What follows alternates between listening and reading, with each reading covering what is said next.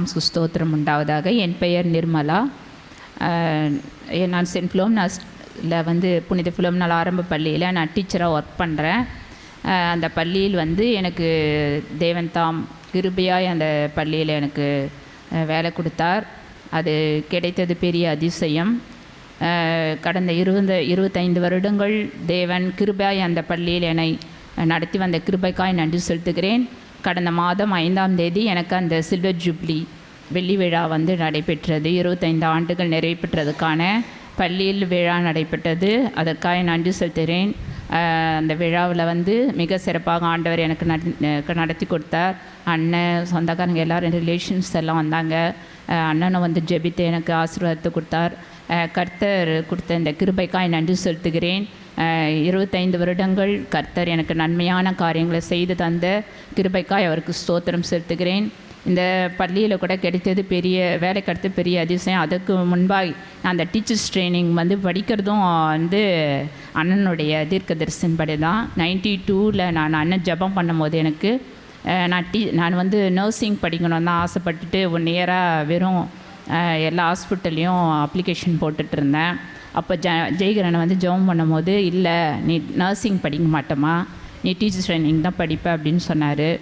எனக்கு அது பிடிக்கவே பிடிக்காது. இருந்தாலும் ஆண்டவர் சொன்ன வார்த்தையின்படி எனக்கு கிருபையாய் டீச்சர்ஸ் ட்ரைனிங்கில் தான் இடம் கிடச்சிச்சு. அண்ணன் ஜெபம் செய்தபடியே, அவர் தீர்க்க தரிசனப்படி அண்ணனுடைய ஜெபத்தின்படி கிடைத்தது. அப்புறம் ட்ரைனிங் முடிச்சுட்டு வீட்டில் இருக்கும்போது சகோதரி தான், ஜெயக்குமாரி சிஸ்டர் தான் என்னை ஸ்கூலில் சென்ட் ஃபிலோமினாஸ் கூப்பிட்டு போனாங்க அப்ளிகேஷன் கொடுக்க. அப்போது நான் அப்படியே சோகமாக தான் போனேன். ஏன்னா நான் படித்த பள்ளியில் போய் நீ டீச்சராக செய்யணுமா? எனக்கு அந்த ஸ்கூலை பார்த்தாலே கொஞ்சம் பயம். அங்கே தான் படித்தேன். அப்புறமா அடுத்த நாளே என்னை வர சொன்னாங்க. இன்றைக்கி அப்ளிகேஷன் கொடுத்தேன். அடுத்த நாளே என்னை சிஸ்டர் கூப்பிட்டு நீ உடனே ஜாயின் பண்ண வச்சு. அப்போல்லாம் வேலை கிடைக்கிறது ரொம்ப கஷ்டம். அது யாரும் ரெக்கமெண்டேஷன்லாம் கிடையாது. சிஸ்டர் தான் என் கூட வந்தாங்க. எங்கள் அப்பாவும் சிஸ்டரும் தான் ரொம்ப கம்பல் பண்ணிட்டுன்னு போய் அந்த ஸ்கூலில் விட்டாங்க. கர்த்தருடைய கிருபை தான் அந்த பள்ளி எனக்கு வேலை கிடைத்தது. 25 ஆண்டுகள் என் தேவன் என்னோடு இருந்தார். அண்ணன் ஒவ்வொரு வருடமும் ஜெபிக்கும் போது அந்த பள்ளியில் இருக்கிற எல்லா பிரச்சனைகள்லேருந்து உன்னை காப்பாருன்ட்டு ஒவ்வொரு வருடமும் வாக்குத்தத்த கூட்டத்தில் ஜெபம் பண்ணுவார். அந்த பிள்ளைகளை வழி நடத்தினார். கர்த்தருக்கு ஸ்தோத்திரம் உண்டாவதாக, தேவனுக்கே மகிமை உண்டாவதாக. அன்பான என் அன்பு சகோதர சகோதரிகளே, சோஷியல் மீடியாவில் மூலமாய் பார்க்கிற தேவ பிள்ளைகள் உங்கள் யாவரையும் நான் ஆண்டவராகிய இயேசுவின் நாமத்தில் அன்போடு கூட வாழ்த்தி வரவேற்கிறேன். பிரியமானவர்களே, அநேகருடைய வாழ்க்கையில் பல கேள்விகள் எழும்பலாம். நான் ஆண்டவருக்காய் உண்மையாய் இருக்கிறேன், எல்லா காரியத்திலும் நான் நேர்த்தியாய் என்னால் முடிந்தவரை செய்து கொண்டிருக்கிறேன். ஆனால் எனக்கு ஏன் இப்படிப்பட்ட வியாதி வருகிறது, இப்படிப்பட்ட பிரச்சனைகள் வருகிறது, போராட்டங்கள் வருகிறது, தடைகள் வருகிறது? நான் எல்லா காரியத்தையும் ஆண்டவருக்காய் செய்கிறேனே, பயப்படுகிறேனே, சபைக்கு போகிறேனே, அல்லது என்னால் முடிந்த காணிக்கைகளை எல்லாம் கொடுத்து ஊழியங்களை தாங்குகிறேனே, ஜெபிக்கிறேன், வேதத்தை வாசிக்கிறேன். ஆனால் எனக்கு ஏன் இந்த குழப்பம், எனக்கு ஏன் இந்த பிரச்சனை என்ற கேள்வி அநேக விசுவாசிகள் மத்தியில், தேவனுடைய பிள்ளைகள் மத்தியில் இருக்கத்தான் செய்கிறது. ஹல்லேலூயா. இதை கேட்குற உங்கள் வாழ்க்கையில் கூட இந்த கேள்வி எழும்பி இருக்கலாம். எனக்கு ஏன் இந்த பிரச்சனை அப்படின்ற கேள்வி எழும்பி இருக்கலாம். வேதம் என்ன சொல்லுகிறது? நீங்கள் வேதத்தில் வாசித்து பார்க்கும் பொழுது எல்லாருக்கும் தெரிந்த ஒரு வேத வசனம், மத்தேயு சுவிசேஷம் 11ஆம் அதிகாரம் 28வது வசனத்தை வாசிக்கலாம். வருத்தப்பட்டு பாரம் சுமக்கிறவர்களே, வருத்தப்பட்டு பாரம் சுமக்கிறவர்களே, நீங்கள் எல்லாரும் என்னிடத்தில் வாருங்கள், நீங்கள் எல்லாரும் என்னிடத்தில் வாருங்கள், நான் உங்களுக்கு இளைப்பாறுதல் தருவேன், நான் உங்களுக்கு இளைப்பாறுதல் தருவேன். ஆண்டவர் ரொம்ப அழகா தம்முடைய பிள்ளைகளுக்கு சொல்லுகிறார். வருத்தப்பட்டு பாரம் சுமக்கிறவர்களே, நீங்கள் எல்லாரும் என்னிடத்தில் வாருங்கள் என்பதாக ஒரு குறிப்பிட்டவர்களை ஆண்டவர் சொல்லி நீங்கள் என்கிட்ட வாங்க அப்படி சொல்லலை. இந்த வேதம் தெளிவாய் சொல்லுகிற இந்த வசனம், எல்லாரும் என்னிடத்தில் வாருங்கள். அப்போ வேதம் சொல்லுகிறது எல்லாருக்கும் ஏதோ ஒரு வருத்தம் இருக்குது. அது இயேசுக்கு தெரியும். எல்லாருக்கும் ஏதோ ஒரு கஷ்டம் இருக்குது. நான் சொன்ன மாதிரி இவ்வளவு காரியங்கள் எல்லாம் செஞ்சோம், எனக்கு இன்னும் பிரச்சனை மாறலை, இன்னும் கஷ்டம், இன்னும் கண்ணீர், இன்னும் வியாதி, இன்னும் போராட்டம் என்று ஒரு வருத்தம் அநேகருடைய வாழ்க்கையிலே வருகிறது. உண்மைதானே? உங்களையும் என்னையும் பார்த்து தான் ஆண்டவர் சொல்கிறாரு, வருத்தப்பட்டு பாரம் சுமக்கிறவர்களே என்னிடத்தில் வாருங்கள், நான் உங்களுக்கு இளைப்பாறுதல் தருவேன் என்பதாக. எனக்கு அன்பானவர்களே, எல்லாருக்கும் ஏதோ ஒரு வருத்தம் இருக்குது. அது ஆண்டவரை ஏற்றுக்கொண்டவனுக்கும் இருக்குது, சபைக்கு போகாதவனுக்கும் இருக்குது, துன்மார்க்கமாய் வாழ்கிறவனுக்கும் இருக்குது, பரிசுத்தமாய் ஆண்டவருக்கு உண்மையாக இருக்கிறவனுக்கும் ஏதோ ஒரு வருத்தம் இருக்கிறது. அவங்களுக்கெல்லாம் ஒரே ஒரு ஆன்சர் தான் இயேசு சொல்கிறாரு, என்னிடத்தில் வாருங்கள், நான் உங்களுக்கு இளைப்பாறுதல் தருவேன் என்பதாக. தேவனுடைய பிள்ளைகளே, அருமை சகோதரனே சகோதரியே, நமக்கு இயேசு யாருன்னு தெரியும். இயேசு எப்படிப்பட்டவர் நமக்கு தெரியும். அவர் எப்படிப்பட்ட அன்புள்ள தேவன் என்பதை நாம் தெளிவாய் அறிந்திருக்கிறோம். ஆகினால பாருங்க, நமக்கு ஒரு ஆறுதல் உண்டு, நமக்கு ஒரு தேறுதல் உண்டு, நமக்கு ஒரு விசுவாசமும் நம்பிக்கையும் உண்டு. அது இயேசுவிடத்திலிருந்து வரக்கூடியதாக இருக்கிறது. அவர் தான் சொல்கிறாரு, ஏன்ட்ட வாங்க, உன் வருத்தத்தோடு நீ என்கிட்ட வா, என்ன கஷ்டத்தோடு கூட இருக்கிறீங்களோ என்கிட்ட வாங்க, நான் உங்களுக்கு இளைப்பாறுதல் தருவேன் என்பதாக இயேசு சொல்கிறார். எனக்கு அன்பானவர்களே, உங்களுடைய வாழ்க்கையில் ஒரு வேளை குடும்பத்தில் வருத்தம் இருக்கலாம், உங்களுடைய பிஸ்னஸில் வருத்தம் இருக்கலாம், சரீரத்தில் ஏதோ ஒரு வருத்தம், உன் சபையில் உங்களுக்கு ஏதோ ஒரு வருத்தம் இருக்கலாம், உங்களுடைய வேலை ஸ்தலங்களில் ஏதோ ஒரு வருத்தம் உங்களுக்கு இருக்கலாம், எங்கேயோ ஒரு வருத்தம் பாரத்தோடு நீங்கள் இதை கேட்டுக்கொண்டு இருக்கலாம். உங்களை பார்த்து தான் இயேசு சொல்கிறாரு, வருத்தப்பட்டு பாரம் சுமக்கிறவர்களே என்னிடத்தில் வாருங்கள். எவ்வளோ ஆண்டவருக்கு செஞ்சேன், இன்னும் அந்த வருத்தம் மாறலை, அப்படியெல்லாம் கேள்வி கேட்குற உங்களை பார்த்து தான் கர்த்தர் சொல்கிறாரு, என்கிட்ட வாங்க, நான் உங்களுக்கு இளைப்பாறுதல் தருவேன் என்பதாக. சரி, ஆண்டவர் இளைப்பாறுதல் தருகிறேன்னு சொல்கிறாரு, அவர் வருத்தத்தை மாற்றுகிறேன்னு சொல்கிறாரு, எல்லாருக்கும் வருத்தம் இருக்குதுன்னு சொல்கிறாரு. அவர்தான் அந்த வருத்தத்தை மாற்றி நமக்கு ஒரு பீஸ் ஆஃப் மைண்டை தருகிறவர், அல்லது நமக்கு பிரச்சனைகளை மாற்றி நம்மை சந்தோஷப்படுத்துகிறவர் என்பதாக வேதம் இயேசு கிறிஸ்து அழகாய் நமக்கு சொல்லி கொடுத்திருக்கிறார். சரி, ஏன் இந்த வருத்தம் வருது? அதுதான் கேள்வி. நான் இவ்வளவு செஞ்சோம், எனக்கு ஏன் வருத்தம் வருது? இதுதானே கேள்வி அநேகருடைய இருதயத்தில் எழும்புறது. பாருங்க, பிரச்சனை வந்துட்டா மனுஷனுக்கு வருத்தம் வரும். ஹல்லேலூயா. பிரச்சனை இல்லாத மனுஷனே கிடையாது. ஏதோ ஒரு பிரச்சனை, ஊழியக்காரனுக்கும் பிரச்சனை வரும், ஊழியத்திலையும் பிரச்சனை வரும், பிஸ்னஸ்லேயும் பிரச்சனை வரும், குடும்பத்திலையும் பிரச்சனை வரும், திருமணம் ஆனவங்களுக்கும் பிரச்சனை வரும், திருமணம் ஆகாதவர்களுக்கும் பிரச்சனை வரும், சின்ன பிள்ளைங்களுக்கும் ஏதோ ஒரு பிரச்சனை. ஏதோ ஒரு பிரச்சனை ஒரு மனிதனுக்கு வந்துட்டா அவனுக்கு வருத்தம் வந்துடும். அவனை பார்த்து தான் இயேசு சொல்கிறாரு, ஏன்ட்ட வாங்க, நான் உங்களுக்கு இளைப்பாறுதல் தருவேன். இங்கே பிரச்சனையே இல்லாத மனுஷன் யாருன்னா இருக்கிறீங்களா அப்படி சொன்னாக்கா, உங்களால் நான் பிரச்சனையே இல்லாமல் இருக்கிறேன் அப்படி சொல்ல முடியுமா?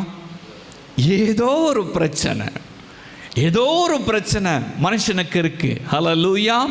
அந்த பிரச்சனையின் மத்தியில் மனிதன் இருக்கிறதுனால அவன் வருத்தப்படுகிறான்.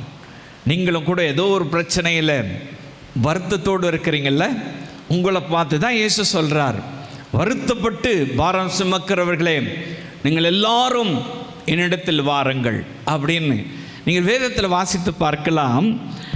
யாத்திராகமம் 18ஆம் அதிகாரம் 8ஆம் வசனத்தை வாசிக்கும்பொழுது, மோசே என்று சொல்லுகிற ஒரு தேவ மனுஷன், கர்த்தரால் அழைக்கப்பட்டவன், கர்த்தரிடத்தில் முகமுகமாய் பேசினவன், கர்த்தரிடத்திலிருந்து கட்டளைகளை பெற்றுக்கொண்டவன், தேவனுடைய வழிநடத்துதலின்படி இஸ்ரவேல் ஜனங்களுக்கு லீடர்ஷிப் எடுத்து அவர்களை வழிநடத்தும்படியான பொறுப்பை பெற்றுக்கொண்ட ஒரு மாபெரும் மனிதன், ஒரு பெரிய ஒரு மனுஷன் மோசே. அவருக்கு பிரச்சனை வந்துடுச்சு. அவருக்கு பிரச்சனை வந்த உடனே என்ன செய்கிறார் பாருங்க, வாசிக்கலாம். யாத்திராகமம் 18ஆம் அதிகாரம் 8ஆம் வசனம். பின்பு மோசே கர்த்தரை இஸ்ரவேல் நிமித்தம் பார்வோனுக்கும் எகிப்தியருக்கும் செய்த எல்லாவற்றையும் வழியிலே தங்களுக்கு நேரிட்ட எல்லா வருத்தத்தையும் கர்த்தர் தங்களை விடுவித்து ரட்சித்ததையும் தன் மாமனுக்கு விவரித்து சொன்னான். பாருங்க, ஒரு பெரிய தீர்க்கதரிசி, ஒரு பெரிய 8 லட்சம் மக்களை அந்த நாட்களில் வழி நடத்தினவன், சவால் விட்டவன், பார்வோனுக்கு சவால் விட்டவன், ஒரு பெரிய தேவ மனுஷன். அவனுக்கு வருத்தம் இருந்துச்சான். கர்த்தர் அனுதினமாக அவன்கிட்ட வந்து பேசினார். அவனை வழி நடத்துறதுக்கு அவன் கேட்டதெல்லாம் கர்த்தர் கொடுத்தாரு. இஸ்ரவேல் ஜனங்க என்னென்ன கேட்டாங்களோ அதெல்லாம் அவன் கொண்டு போய் கர்த்தரிடத்தில் கேட்பான். அதையெல்லாம் கர்த்தர் கொடுத்தார். ஆண்டவரோடு கூட நெருங்கி வாழ்ந்தவன், ஆண்டவரோடு கூட ரொம்ப க்ளோஸாக இருந்தவன், அவனுக்கு வருத்தம் இருந்துச்சான். ஹல்லேலூயா. அவன் வருத்தத்தை அவங்களுடைய மாமா கிட்ட சொல்கிறான். அவன் மாமனார் இடத்துல வருத்தத்தை சொல்கிறான். இந்த விதமாய் கர்த்தர் எங்களை வழி நடத்திட்டு வந்தார். இவ்வளவு வருத்தம் எனக்கு இருந்தது, இவ்வளவு போராட்டம் எனக்கு இருந்தது, இவ்வளவு வருத்தத்தின் மத்தியிலே தான் நான் இந்த இடத்துக்கு வந்து சேர்ந்தேன் அப்படின்னு சொல்லிட்டு தன்னுடைய மாமனார் இடத்துல மோசே சொல்கிறார். நீங்கள் மோசையோட பெரியவங்களா? மோசையோட ஊழியம் செஞ்சவங்களா? மோசையை விட நீங்கள் தேவனுடைய சமூகத்தில் காத்திருந்தவங்களா? மோசையை விட நீங்கள் தேவ சமூகத்தில் காத்திருந்து பதிலை பெற்றுக்கொண்டவங்களா? மோசேக்கே தன்னுடைய இருதயத்தில் என்ன இருந்ததாம்? வருத்தம். இஸ்ரவேல் ஜனங்கள் பண்ண பிரச்சனை. ஹல்லேலூயா. இஸ்ரவேல் ஜனங்கள் தங்களுடைய தலைவனுக்கு உண்டாக்கி கொடுத்த நெருக்கம், பிரச்சனை அவனுடைய இருதயத்துக்கு வருத்தமாயிருந்தது. ஹல்லேலூயா. அவனுடைய இருதயத்தை வருத்தப்படுத்தினது. எனக்கு அன்பான அன்பு சகோதரனே, சகோதரி, நீங்களும் ஏதோ ஒரு வருத்தத்தில் இருக்கீங்கல்ல, அந்த வருத்தத்தை கர்த்தர் மாற்றுவேன்னு சொல்கிறார். வருத்தப்பட்டு பாரம் சுமக்கிறவர்களே, நீங்கள் எல்லாரும் என்னிடத்தில் வாருங்கள், நான் உங்களுக்கு இளைப்பாறுதல் தருவேன். அவனுக்கு பிரச்சனையினால வருத்தம் வந்துடுச்சு. சரீரெல்லாம் நல்லா இருக்குது, ஆண்டவர் தினமும் வந்து பேசுகிறார், அதெல்லாம் நல்லா இருக்குது. ஆவியானவர் அவனை வழி நடத்திட்டு வர்றாரு, அதெல்லாம் நல்லா இருக்குது. எல்லா சவாலையும் தாண்டி வர்றாரு, அதெல்லாம் நல்லா இருக்குது, நல்லா ஒன்றும் கஷ்டம் இல்லை. ஆனால் இந்த இஸ்ரவேல் ஜனங்க முறுமுறுக்கிறாங்க. இந்த இஸ்ரவேல் ஜனங்கள் சில காரியங்களை செய்ய மறுக்கிறாங்க. இந்த இஸ்ரவேல் ஜனங்கள் தங்களுக்கு விருப்பமானதை கேட்டு அவரை தொல்லை பண்ணுறாங்க. நாங்கள் அங்கேயே இருந்திருப்போமேன்னு சொல்லி இப்படியெல்லாம் பேசுகிறாங்க. அவருக்கு விரோதமாக பேசுகிறாங்க. சொந்த ஜனங்கள் பேசுகிறாங்க, அவருடைய சகோதரி பேசுகிறா. பாருங்க, அந்த மாதிரியான பிரச்சனைகள் அவனுக்கு வந்துடுச்சு. அந்த பிரச்சனை எல்லாத்தையும் தன்னுடைய மாமனாட்டத்தில் சொல்கிறான். ஹல்லேலூயா. எனக்கு அன்பானவர்களே, கர்த்தர் பிரச்சனைகளை மாற்றுகிறவர். உங்களுக்கும் கூட உங்கள் வருத்தம் ஏன் வந்திருக்குனாக்கா, யாராலேயோ பிரச்சனை வந்திருக்கலாம், உங்கள் சொந்த குடும்பத்தில் வந்திருக்கலாம், உங்கள் வேலை ஸ்தலத்துலேருந்து உங்களுக்கு வந்திருக்கலாம், அல்லது உங்கள் சபையிலேருந்து உங்களுக்கு வந்திருக்கலாம். ஏதோ ஒரு காரியத்தினால உங்களை நேசிக்கிற இடத்துலேருந்து உங்களுக்கு வந்திருக்கலாம். உங்கள் பேச்சை முன்னாடியெல்லாம் கேட்டிருப்பாங்க. அவங்கக்கிட்டேருந்து உங்களுக்கு வருத்தம் வந்திருக்கலாம். ஏதோ ஒரு வருத்தம் உங்களுடைய இருதயத்தில் இருக்குல்ல, நான் ஆண்டவருக்காக இவ்வளோ செஞ்சேன், இவ்வளோ பண்ணேன், எனக்கு ஏன் இந்த வருத்தம் அப்படி கேட்குறீங்கல்ல. உங்களை பார்த்து தான் கர்த்தர் சொல்கிறாரு, மோசேக்கு அந்த வருத்தம் இருந்ததுயா. மோசே அவ்வளோ பெரிய மனுஷன், அவனுக்கு அந்த வருத்தம் இருந்தது. நீ ஏன் புலம்புற? ஏன்ட்ட வா, நான் உனக்கு இளைப்பாறுதல் தருவேன். ஹல்லேலூயா. உன் பிரச்சனையை கர்த்தர் மாற்றி உங்களுக்கு இளைப்பாறுதல் தருவார். தேவனுடைய பிள்ளைகளை, நீங்கள் ஆண்டவருக்காக செய்ததை ஆண்டவர் மறக்கவே மாட்டார். ஆண்டவருடைய சமூகத்தில் ஜெபித்ததை ஆண்டவர் மறக்கவே மாட்டார். ஆண்டவரிடத்தில் நீங்கள் காத்திருந்ததை கர்த்தர் ஒரு பொழுதும் மறந்து போகிறவர் அல்ல. எல்லாவற்றையும் நினைவு கொள்ளுகிற தேவன். உங்கள் பிரச்சனையும் அவருக்கு தெரியும். அந்த பிரச்சனையின் மத்தியில் கர்த்தர் உங்களை வழி நடத்துவார். ஹல்லேலூயா. மோசேக்கு அந்த பிரச்சனை வந்துட்டு பண்ண யாரிடத்துல சொல்கிறதுன்னு தெரியல. கர்த்தர் தானே கூப்பிட்டாரு. எங்கேயோ ஆடு மேய்ச்சினுந்தான், அவன்கிட்ட கர்த்தர் பேசுகிறாரு, முச்செடி நடுவில் இருந்து பேசுகிறாரு. அவன் சொல்கிறான், ஆண்டவரே நான் தெக்குவான், நான் வரமாட்டேன், எனக்கு இதெல்லாம் சரி வராது, நான் வரமாட்டேன். இல்லை நீ தான் வேணும் அப்படின்னு சொல்லி அவனை கட்டாயப்படுத்தி கூப்பிட்டார்ல. அவனை கம்பல் பண்ணி தானே ஊழித்து கூட்டிகிட்டு வந்தார். அப்புறம் ஏன் அவனுக்கு பிரச்சனை வருது? அவன் ஆண்டவர் சொல்கிறதெல்லாம் செஞ்சான்ல. இஸ்ரவேல் ஜனங்களை வழி நடத்தணும்னு சொன்னார், பார்வோனிடத்தில் பேசுன்னு சொன்னார், பல முறை பேசினான், பல சவால்களை சந்தித்தான். அப்புறம் ஏன் அவனுக்கு பிரச்சனை வருது? கர்த்தர் தானே வழி நடத்திட்டு வர்றாரு, அவனுக்கு ஏன் இப்போ பிரச்சனை வருது? எல்லா மனுஷனுக்கும் பிரச்சனை வரும். ஹல்லேலூயா. எல்லா மனுஷனுக்கும் போராட்டம் வரும். ஹல்லேலூயா. எனக்கு அன்பான அன்பு சகோதரனே சகோதரியே, உனக்கும் அதனால தான் பிரச்சனை வந்திருக்குது. நீ தேவனை நேசிக்கிறபடினால், தேவன் சொல்லுகிறதை செய்கிறபடினால், கர்த்தருடைய வார்த்தைக்கு நீ பயந்து இருக்கிறபடினால், கர்த்தருடைய வார்த்தையை நீ கவனிக்கிறபடினால், கர்த்தருடைய வார்த்தைக்கு நீ செவி கொடுக்கிறபடினால் உனக்கு பிரச்சனை வரதான் செய்யும். ஹல்லேலூயா. அந்த பிரச்சனையின் மத்தியிலே நமக்கு உதவி செய்வதற்கு இயேசு வல்லவராயிருக்கிறார். ஹல்லேலூயா. அவர் உதவி செய்கிற தேவன். மோசேக்கு உதவி செஞ்சார்ல, அவன் கேட்டதெல்லாம் கொடுத்தார்ல.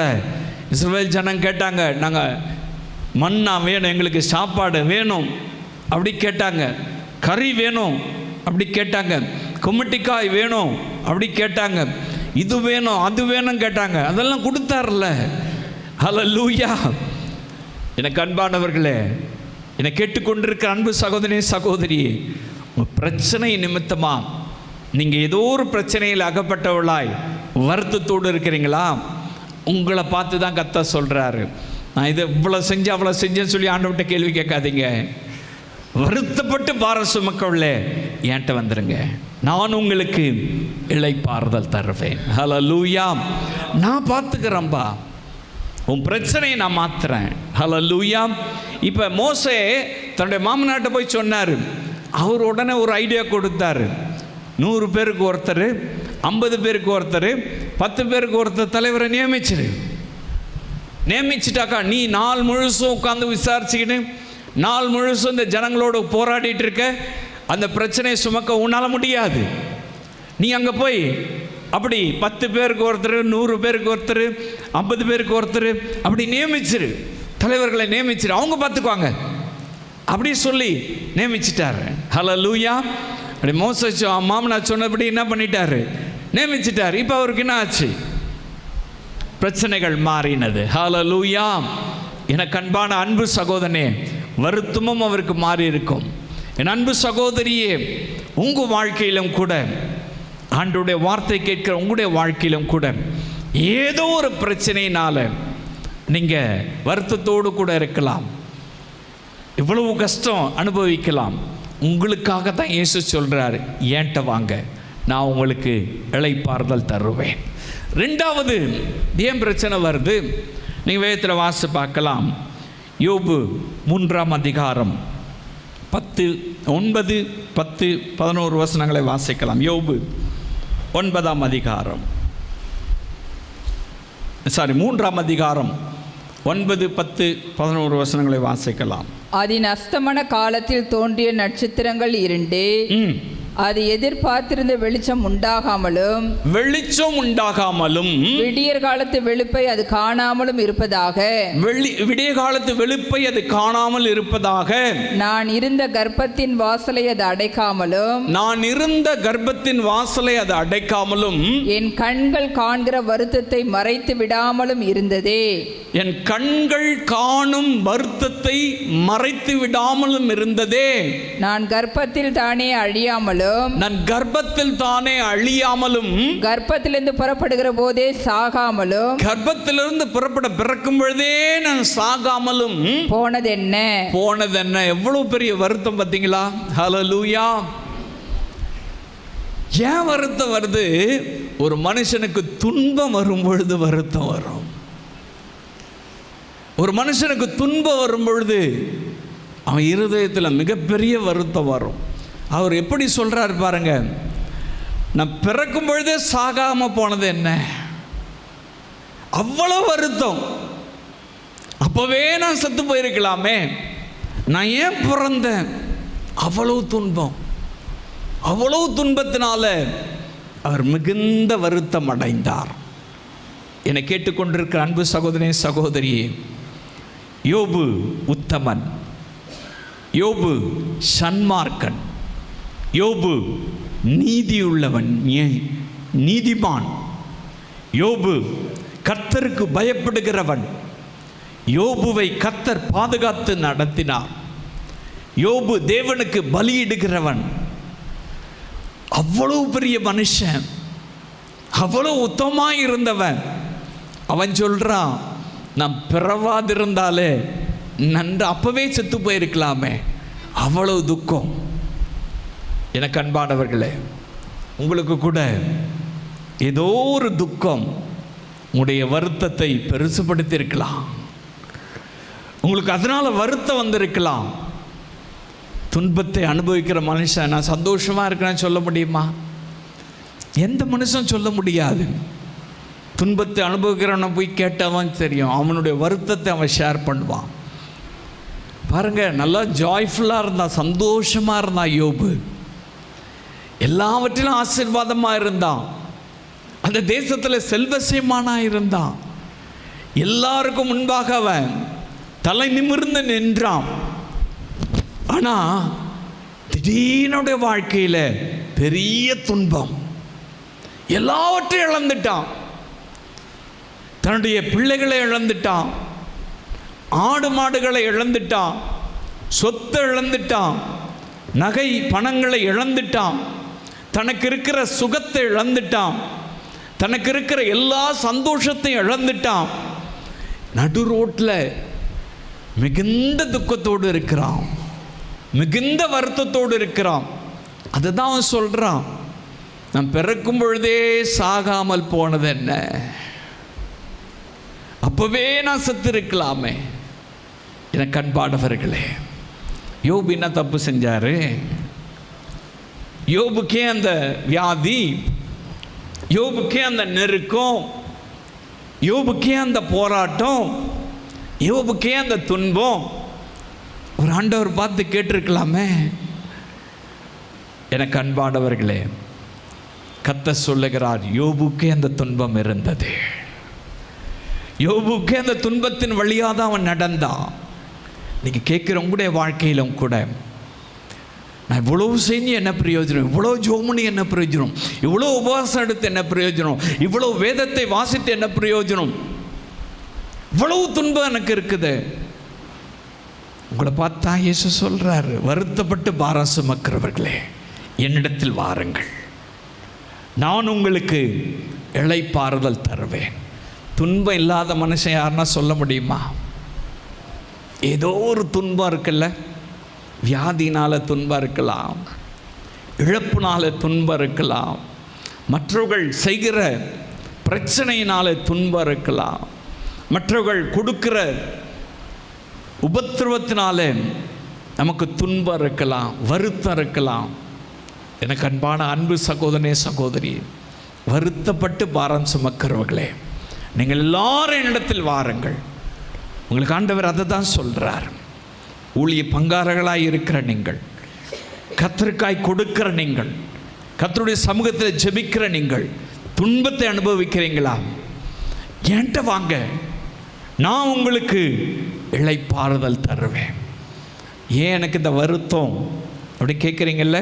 துன்பம் வர்றதுனால வருத்தம் வருதுங்க. ஹல்லேலூயா. சில நேரங்களில் பிசாசு வருத்தத்தை கொண்டு வருவான். யோபுடைய வாழ்க்கையில் பிசாசு வருத்தத்தை கொண்டு வந்தான், துன்பத்தை கொண்டு வந்தான். அவன் நல்லா இருந்தான், அவனுக்கு பிடிக்கல பிசாசுக்கு. கர்த்தரிடத்தில் போய் கேட்குறான், நீர் அவனையும் அவனுக்கு உண்டான எல்லாவற்றையும் வேலி அடைக்கவில்லையோ? அந்த வேலையை நீங்கள் எடுத்துருங்க, அப்புறம் அவன் என்ன செய்கிறான்னு பார்க்கலாம். கர்த்தர் சொன்னார், அவன் ஜீவனை மட்டும் நீ எடுக்கக்கூடாது, நீ என்ன வேணா பண்ணிக்கோ அப்படின்னு. அதனால தாங்க துன்பம், அதனால தான் அவனுக்கு வியாதி, அதனால தான் அவன் எல்லாத்தையும் இழந்தான், அதனால தான் உபத்திரவத்தின் மத்தியிலே அவன் இருக்கிறான், அதனால தான் அவனுக்கு கண்ணீர், அதனால அவனுடைய வாழ்க்கையில் உபத்திரவம். எனக்கு அன்பான அன்பு சகோதரனே, சகோதரி, இந்த வார்த்தை கேட்கிற அருமையான தேவ பிள்ளைகளே, நீங்கள் எவ்வளவோ காரியங்களை, எவ்வளோ ஊழியங்களுக்கு, எவ்வளவோ ஜெபம், எவ்வளவோ ஊழியம், எவ்வளவோ காரியங்களில் உபவாசம், எவ்வளோ காரியங்களில் உண்மையாக இருக்க தீர்மானம் பண்ணியிருக்கீங்க. ஆனாலும் துன்பம், துன்பத்தின் மத்தியில் வருத்தத்தோடு இருக்கிறீங்களா? இயேசு உங்களை பார்த்து சொல்கிறார், வருத்தப்பட்டு பாரம் சுமக்கிறவர்களே, நீங்கள் எல்லாரும் இடத்தில் வாருங்கள். லீகியோன் என்று சொல்லுகிற பிசாசு பிடிச்சவன் கல்லறையில் இருக்கிறான். அவனுக்கு துன்பம், பயங்கர துன்பம். ஒரு சாதாரண மனுஷனை போல அவனால் வாழ முடியல, அவன் வீட்டில் இருக்க முடியல. அவன் கையை காலை கட்டி சங்கிலியால் கட்டி கொண்டு வந்து கல்லறையில் போட்டாங்க. ஒரு மனுஷனா அவன் இல்லை, ஒரு மிருகமாக இருந்திருக்கிறான். அவ்வளவு துன்பம். ஒரு சாதாரண மனுஷன், நம்மை போல சதையும் இரத்தமும் உள்ள ஒரு மனுஷன் கல்லறையிலே குடியிருந்தானா பார்த்துங்களேன். கல்லை எடுத்து தான் சரீரத்தை கிழிச்சுக்கிட்டான், காயப்படுத்திக்கிட்டானா பார்த்துங்களேன். அது மட்டும் இல்லை, அவனை சங்கிலியால் கட்டினா கூட அந்த சங்கிலியை அப்படியே தகர்த்து போட்டுருவான். பாருங்களேன், அவனுக்கு ட்ரெஸ் பண்ண தெரியாது, அவன் அப்படி தான் இருந்தான். அவ்வளவு துன்பம், அவ்வளவு வேதனை. இயேசு போனார், ஒரு நொடி பொழுதில், ஒரு நிமிஷத்தில் அவன் துன்பத்தை மாற்றினார்.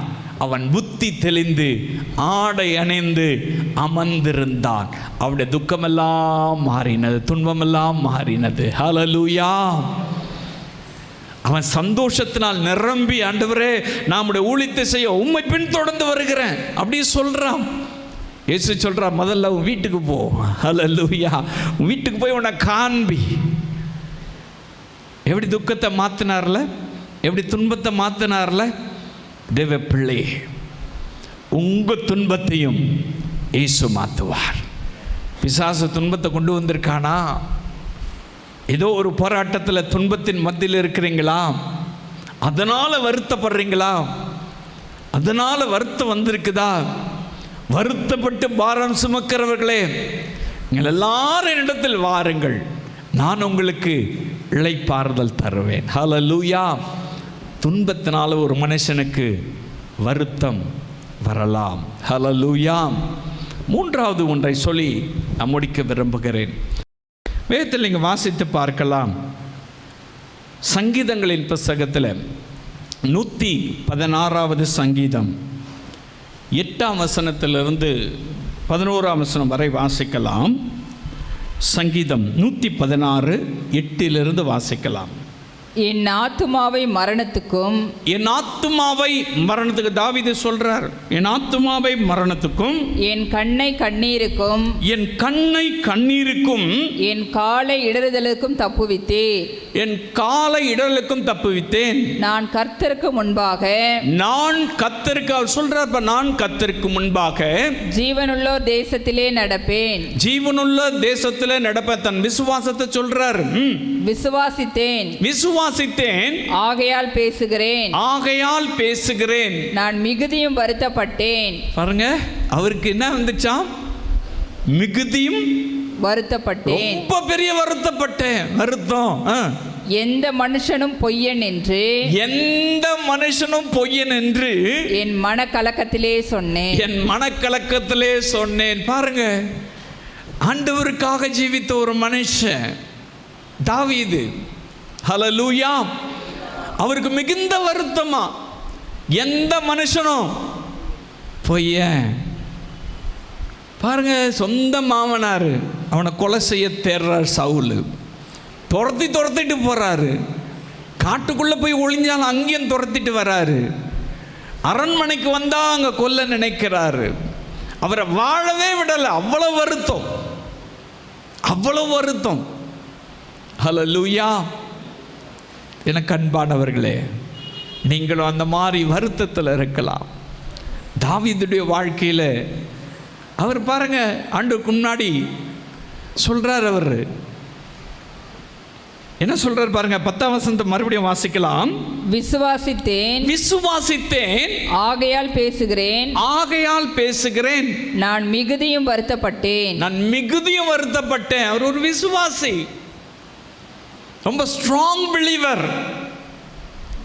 நீங்க கேட்கலாம், நான் விசுவாசியா இருக்கிறேன், நான் ஆண்டவருக்காக வைராக்கியமா இருக்கிறேன், எனக்கு ஏன் இந்த உபத்திரவம், ஏன் இந்த தொல்லை, ஏன் இந்த கண்ணீர்? தாவீது சொல்றார், நான் விசுவாசித்தேன், ஆகையால் பேசுகிறேன், நான் மிகுந்த வருத்தப்படுகிறேன். யாருனால? எந்த மனுஷனும் பொய்யன்.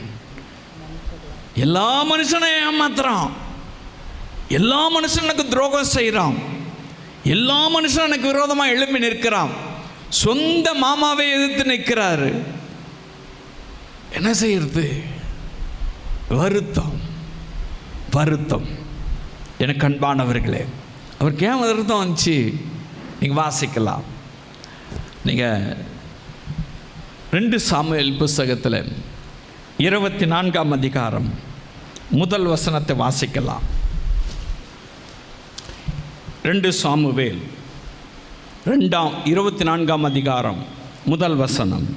கர்த்தருடைய கோபம், கர்த்தருடைய கோபம் திரும்ப இஸ்ரவேலின் மேல் மூண்டது, திரும்ப இஸ்ரவேல் மேல் மூண்டது. இஸ்ரவேல் இஸ்ரவேல் யூதா என்பவர்களை இலக்கம் பார் என்று, யூதா என்பவர்களை இலக்கம் பார் என்று அவர்களுக்கு விரோதமாய் சொல்லுகிறதற்கு, அவர்களுக்கு விரோதமாய் சொல்லுகிறதற்கு தாவீது ஏவப்பட்டான். தாவீது ஏவப்பட்டான். பாருங்க, யூதர் ஜனங்களை, யூதாவை லக்கம் பார்க்கணும்னு சொல்றாங்க இஸ்ரவேலர்கள். ஹல்லேலூயா. அப்படி சொல்லும் பொழுது தாவீதுடைய உள்ள அனாசி ஏவப்பட்டுச்சு. லக்கம் பார்க்கலாம், எண்ணி சென்சஸ் எடுக்கலாம் அப்படின்னு சொல்லிட்டு கர்த்தருக்கு கோபம் ஊட்டுனதுனால அவருக்கு என்ன வந்துருச்சு? வருத்தம் வந்தது. ஹல்லேலூயா. அந்த ஜனங்க கட்டாயப்படுத்துறாங்க. அந்த ஜனங்க லக்கம் பாருங்க, சென்சஸ் எடுங்க அப்படி சொல்றாங்க.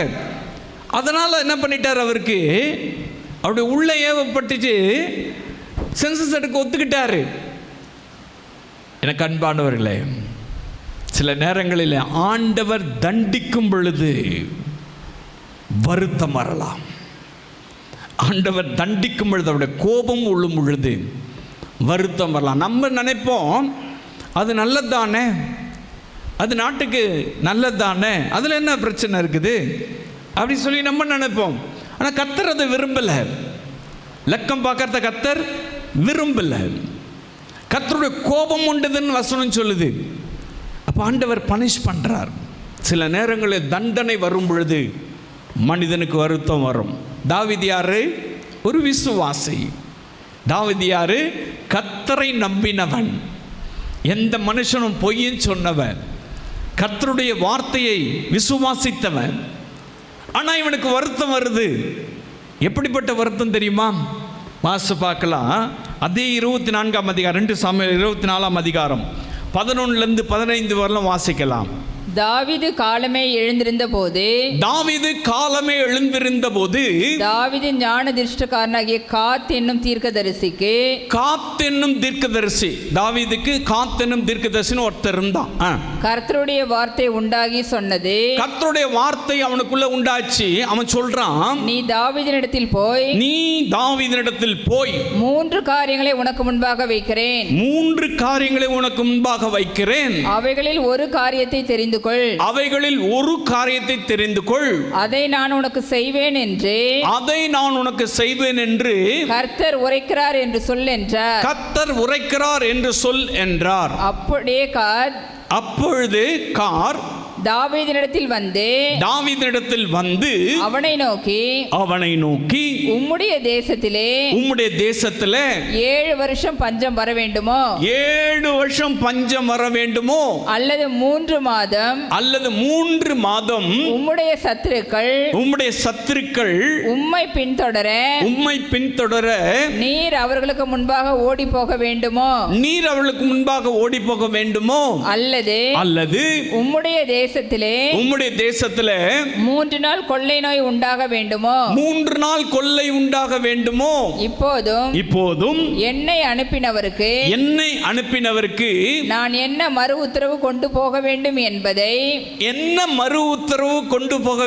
என்பதை கர்த்தருக்கு என்ன மறு உத்தரவு கொண்டு போகணும்னு சொல்லி காத்து தீர்க்கதரிசி தாவீது இடத்துல கேட்கிறார். நீர் யோசித்து பாரும் என்று சொன்னார். அப்பொழுது தாவீது காத்தை நோக்கி கொடிய இடுக்கண்ணில் அகப்பட்டிருக்கிறேன். கொடிய இடுக்கண், அவ்வளவு வருத்தம். கொடிய இடுக்கண், கர்த்தர் சொல்லாத செஞ்சு மாட்டிக்கிட்டார். கொடிய இடுக்கண்ல நான் மாட்டிட்டு இருக்கேன். இப்பொழுது நாம் கர்த்தருடைய கையிலே விழுவோமாக. நாம் கர்த்தருடைய கையில விழுந்துருவோம். அவருடைய இரக்கங்கள் மகா பெரியது. அவருடைய இரக்கம் மகா பெரியது. மனுஷர் கையிலே விழாதிருப்பேனாக என்றான். அப்பொழுது கர்த்தர் இஸ்ரவேலிலே அன்று காலமே தொடங்கி குறித்த காலம் வரைக்கும் கொள்ளை நோயை வரப்பண்ணினார். பனிஷ்மெண்ட். அவன் தேசத்துல பஞ்சம் வந்துச்சு. அந்த தேசத்துல வருத்தம் வந்தது. அந்த தேசத்துல துக்கம் வந்தது. எங்கும் பிரச்சனைகள், எங்கும் போராட்டங்கள் வந்தது. காரணம் என்ன தெரியுமா? இவன் லக்கம் பார்க்க ஏவினபடினா, லக்கம் பார்த்ததுனால, கர்த்தருடைய கோபம் உண்டதுனால கர்த்தர் பனிஷ் பண்றாரு. ஆண்டவரே என்னை பனிஷ் பண்ணுங்க அப்படின்னு ஜாய்ஃபுல்லா இருப்பா, சந்தோஷமா இருப்பானா? எவ்வளவு வருத்தம் இருந்திருக்கும். தப்பு பண்ணாக்கா உனக்கு வருத்தம் வரும். நீ தப்பு பண்ணினாக்க வருத்தம் வரும். ஏதோ ஒரு தப்பு வார்த்தையில, உன்னுடைய சிந்தனையில, உன்னுடைய நடத்தையில, உன்னுடைய செயல்பாடுல, நீ சொல்றது ஒன்று செய்யறது ஒன்று. ஆண்டுடைய வசனத்துக்கு விரோதமான காரியம், உனக்கேற்ற விதமாய் வசனங்களை பேசிக்கொள்வது, உனக்கேற்ற விதமாய் வசனங்களை வளைத்து கொள்வது, உனக்கேற்ற விதமாய் எல்லா காரியங்களையும் செய்து கொள்வதனால, நீ விரும்பினதை செய்யறதுனால உனக்கு வருத்தம் வரும். தாவீது யாரு? Strong believer. நான் விசுவாசித்தேன், ஆகையால் பேசுகிறேன். எந்த மனுஷனும் பொய்யன் என்று சொன்னவன். நீ சின்ன தப்பு பண்ணா கூட கர்த்தருக்கு தெரியும். தண்டனை கொடுப்பதனால உனக்கு வருத்தம் வரலாம். ஏதோ ஒரு பனிஷ்மெண்ட் உனக்கு வருத்தத்தை கொண்டு வரலாம். நீங்க நினைச்சிட்டு இருப்பீங்க, இதுல என்ன தப்பு இருக்கு, இதெல்லாம் செய்யறது தானே, இதுல என்ன கஷ்டம். அந்த ஜனங்க என்ன செஞ்சாங்கங்க? 3 மாதம் கொள்ள நோய் வந்துச்சுங்க. அந்த மக்கள் என்ன பண்ணாங்க? ஒரே ஒரு மனுஷன் தான் தப்பு பண்ணார். கர்த்தர் சொல்லாத போதே யூதா ஜனங்களை லக்கம் பார்க்கறதுக்கு ஒரு முன் வந்துட்டார். அது கர்த்தருக்கு பிடிக்கல, சும்மா விட மாட்டார். நீ விசுவாசியா இருந்தாலும் சும்மா விட மாட்டாரு. நீ ஆண்டவருக்காக எதையோ செய்கிறவனா இருந்தாலும் சும்மா விட மாட்டாரு. உழைக்கிறவனா இருந்தாலும் சும்மா விட மாட்டாரு. நீ எல்லா காரியத்தையும் ஆண்டவருக்கு பிரியமாய் நடக்கிறேன்னு சொன்னாலும் உன்னை சும்மா விட மாட்டார். நீ தப்பு பண்ணா தண்டனை நிமித்தமாய் வருத்தப்பட வேண்டி வரும். கேட்பீங்க, நான் என்ன தப்பு பண்ணேன்? தாவீது இங்க என்ன தப்பு பண்ணாரு? இஸ்ரவேல் ஜனங்க என்ன தப்பு பண்ணாங்க? லக்கம்பாருன்னு கேட்டாங்க, அதுதான் தப்பு. சென்சஸ் எடுங்கன்னு கேட்டாங்க, அதுதான் தப்பு. கணக்கு பார்த்தினாக்கா, கொடுக்கறதுல கணக்கு பார்த்தினா, அல்லது நீ செய்கிற காரியத்தை எல்லாம் கணக்கு வச்சிருந்தனாக்கா, சிலர் பில்லே வச்சிருப்பாங்க. சில பார்த்தாக்கா ஆலயத்துக்கு கொடுக்கறதுல பில்லு வச்சிருப்பாங்க, ஊழியத்துக்கு கொடுக்கறதுல பில்லு வச்சிருப்பாங்க. அந்த பில்லு, இந்த பில்லெல்லாம் நீ வச்சுட்டு இருந்தனாலே நீ கணக்கு பார்க்கறன்னு அர்த்தம். உன்னை பனிஷ் பண்ணாம கத்த விட மாட்டார்.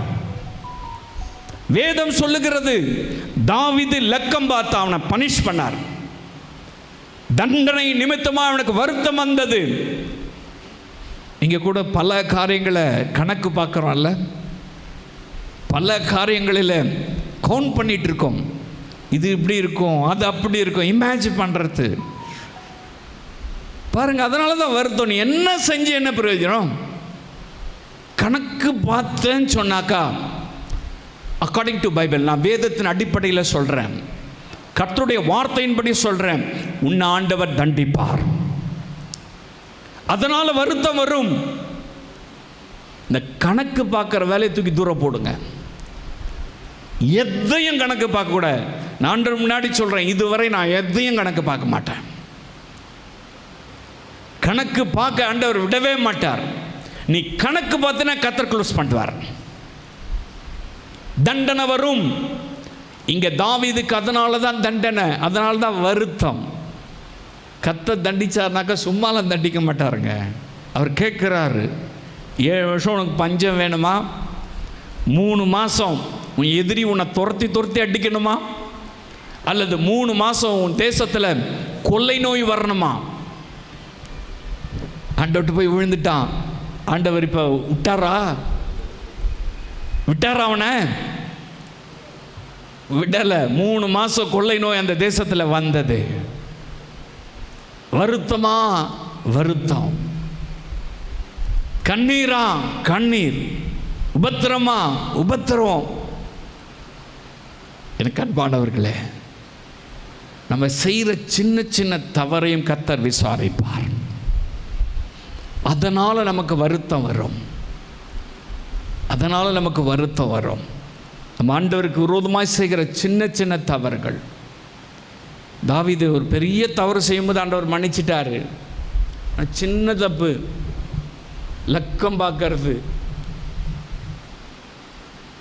விட்டாரா? விடவே இல்லை. அப்போ அந்த தேசம் முழுவதும் வருத்தம், அந்த தேசம் முழுவதும் கண்ணீர்.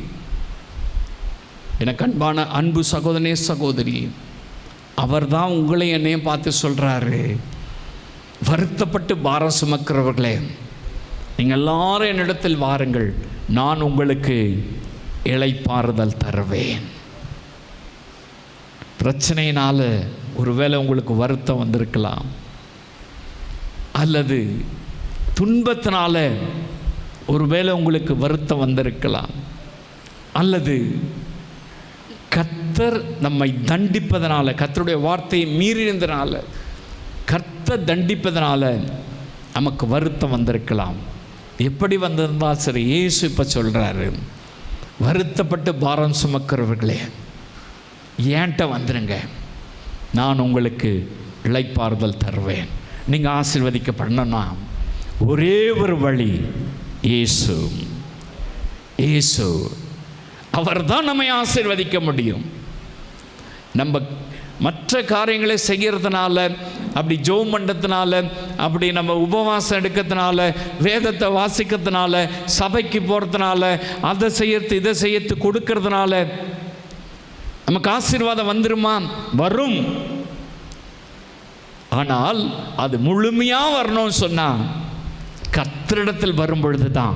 இயேசு தான் ஒரு மனுஷனை முழுமையாய் ஆசீர்வதிக்க முடியும். ஹல்லேலூயா. தேவனுடைய பிள்ளைகளாக இருக்கிற நமக்கு ஏன் வருத்தம் வருதுன்றதை தெரிஞ்சுக்குங்க. நான் சொன்னவங்க எல்லாம் தேவனுடைய பிள்ளைகள் தான். யாரும் புறஜாதி கிடையாது, புற மக்கள் கிடையாது. மோசே யாரு?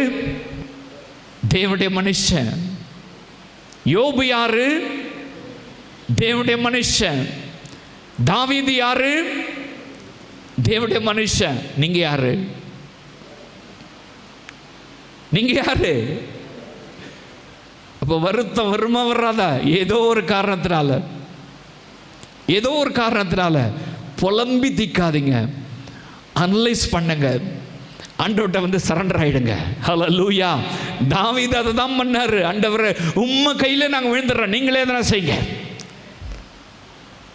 நீங்களே பார்த்துங்க. அப்படி வந்துட்டீங்கன்னாக்கா கர்த்தர் ஏதோ கொஞ்சம் கொடுத்து நம்மளை சரிப்படுத்திடுவார். ஹல்லேலூயா. நம்ம ஆசீர்வதிக்கப்பட்டுருவோம், நம்ம செழிப்பை காண்போம். ஆசீர்வதிப்பது தான் கர்த்தருக்கு பிரியம். ஹல்லேலூயா. நம்மை ஆசீர்வதிப்பது தான் அவர் பிரியமான காரியம். வருத்தப்பட்டு பாரம் சுமக்கிறவர்களே, நீங்கள் எல்லாரும் இடத்தில் வாருங்கள், நான் உங்களுக்கு இளைப்பாறுதல் தருவேன். அவர் நமக்கு இளைப்பாறுதல் தருவார், அவர் நம்மை ஆற்றி தேற்றுவார். ஹல்லேலூயா.